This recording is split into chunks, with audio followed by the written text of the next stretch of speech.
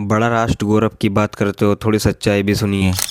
बिहार के पटना में एक स्थान है बख्तियारपुर।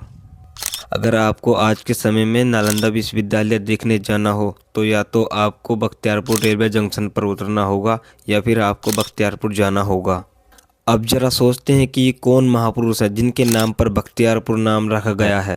ये वही महापुरुष है जिन्होंने 13वीं शताब्दी में नालंदा विश्वविद्यालय में आग लगा दी थी और बौद्ध भिक्षुकों को मार डाला था, जिससे भारत में बौद्ध धर्म के एक प्रमुख केंद्र का विनाश हुआ।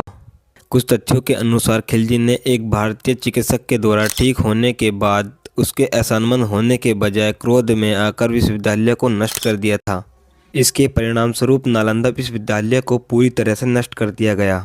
उसके विशाल पुस्तकालय में रखी गई लाखों किताबों को जलाकर राख कर दिया गया, जिसके बारे में यह कहा जाता है कि यह आग कई महीनों तक सुलगती रही थी। ऐसे ही वीडियो देखने के लिए चैनल को फॉलो करें।